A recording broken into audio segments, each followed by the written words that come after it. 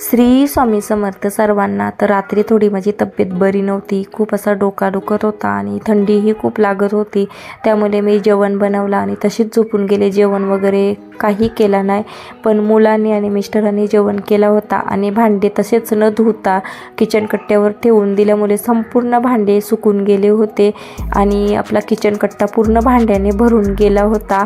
तर आज स्कूलला सुट्टी पण होती, तर मी काही उठली नाही लवकर, कारण म्हटले चला सुट्टी आहे आणि आपल्याला थोडासा आराम पण पाहिजे, कारण आपण रोजच उठतो लवकर आणि लवकर उठून सगळी घरातली कामं पण आवरून पुन्हा आपण आपल्या कामाला लागतो, कामाला जातो। पण आज म्हटले चला सुट्टी आहे, आरामातच सर्व करू आणि सर्वांना सुट्टी असल्यामुळे मी आरामातच उठले।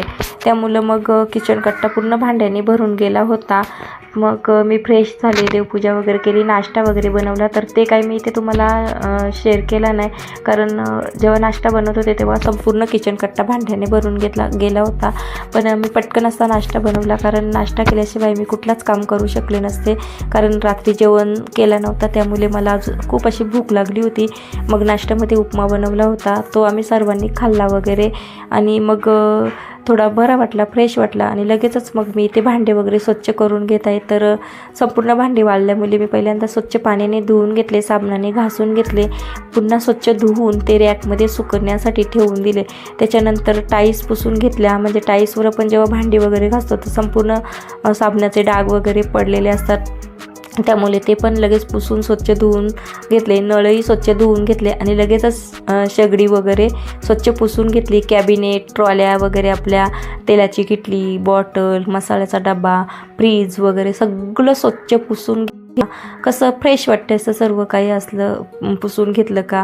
आणि आपण कितीही आजारी असलो तर आपला किचन पहिल्यांदा स्वच्छ दिसला की मग आपलं मनही फ्रेश राहते। त्यामुळे मग मी पटकन असा आपला किचन कट्टा स्वच्छ करून घेतला। तर पाहू शकता खूप छान आणि खूप क्लीन निघाला आहे, मस्त वाटत आहे। त्याच्यानंतर मग थोडा बरा वाटलं मला, नंतर घरातली कामं वगैरे आवरून घेतली आणि लगेचच इथे दुपारच्या जेवणामध्ये मी मेथीचे पराठे बनवत आहे आणि मुलांनाही खूप आवडतात मेथीचे पराठे आणि खूप अशी थंडी असल्यामुळे अशी गरम गरम वस्तू खायला बरं वाटते। त्यामुळे मेथी होती घरात, मग ती स्वच्छ धुवून घेतली 2-3 पाण्याने। त्याच्यानंतर ती एकदम बारीक कट करून घेतली, त्यामध्ये मीठ टाकून घेतलं, मसाला, धना पावडर टाकली, तर गव्हाचं पीठ टाकून थोडं पाणी घालून त्यांना मस्त असं घट्टसर पीठ मळून घेतला, गोळा तयार करून घेतला आणि नंतर मग त्याला तेल वगैरे लावून थोडा 10 मिनटं रेस्ट करायला ठेवून दिला।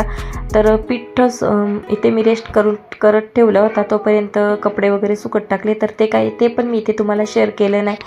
त्याच्यानंतर मग पीठ मस्त आपला रेस्ट झाला होता, मस्त मळून झाला होता आणि मस्त असा घट्टसर गोळा पण तयार झाला होता। लगेचच मग मी इथे पराठे बनवून घ्यायला घेतले। तर कसं असतं, आपण किती आपल्याला बरं वाटत नसलं तरी आपल्याला आपल्या मुलांसाठी किंवा आपल्या स्वतःसाठी थोडंसं नाश्त्यासाठी तर किंवा जेवणासाठी तर हे बनवलंच पाहिजे। त्यामुळे मग मी आजार बाजूला ठेवला आणि लगेचच मुलांसाठी आणि माझ्यासाठी मस्त असे मेथीचे पराठे तयार करून घेतले। नाश्ता वगैरे म्हणजे जेवण वगैरे करून घेतला, पराठे वगैरे खाल्ले आम्ही। नंतर भांडे वगैरे स्वच्छ करून घेतले, पुन्हा किचन कट्टा पुसून वगैरे घेतला, थोडा आराम केला। ते काही मी इथे शेअर केलं नाही। तर असा गेला आजचा दुपारपर्यंतचा दिवस। कसा वाटला ते तुम्ही मला कमेंटमध्ये सांगा। आवडला असेल तर लाईक, शेअर, सबस्क्राईब करा। पुन्हा भेटू अशाच एका नवीन व्हिडिओमध्ये, तोपर्यंत सर्वांना बाय।